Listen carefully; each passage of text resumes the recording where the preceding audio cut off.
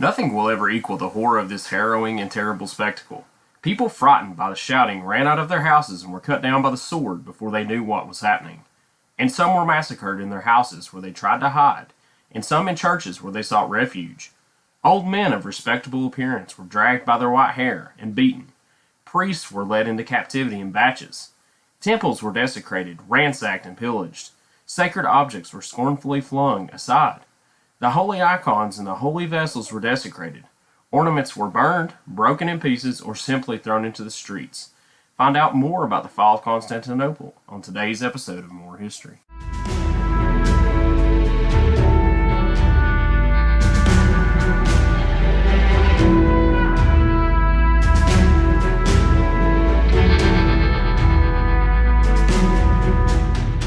Constantinople, the capital of the Byzantine Empire, and founded by Emperor Constantine in 330 AD, was situated on a peninsula. Constantinople was part of an important trade route along the Silk Road and sea routes along the Mediterranean and Black Sea, and with it being between the continents of Europe and Asia, it was an important trading hub. In the early 1300s, the Byzantine Empire was in decline. The Byzantines who ruled their huge empire from Constantinople left their territory in Anatolia unguarded. This allowed Osman I to lead a group of Turkish warriors against the Byzantine Empire. Beginning in 1301, Osman and his successors began seizing and taking control of land on the peninsula of Anatolia, which is bordered to the north by the Black Sea and to the south by the Mediterranean Sea. Eventually, the Ottomans captured land in southeastern Europe. The lands around Constantinople were being taken over, and part of this was because the Ottoman Empire began to grow. Mehmed II, also known as Mehmed the Conqueror, expanded the Ottoman territory to include all of Anatolia and the Balkan Peninsula.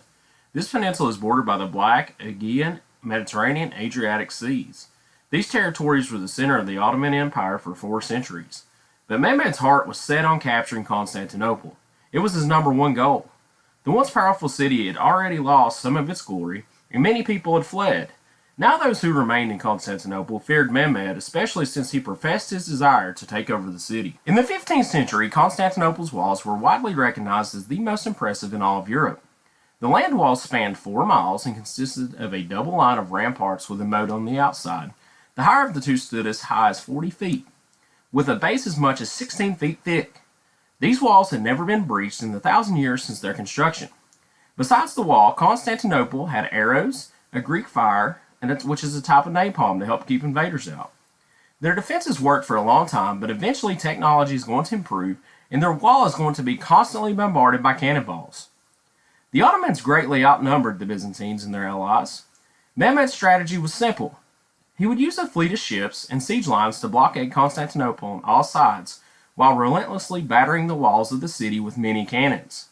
He hoped to knock down the walls, force a surrender before a Christian relief force could arrive, or starve them out, as this was typical in siege warfare. The attack began on April of 1453.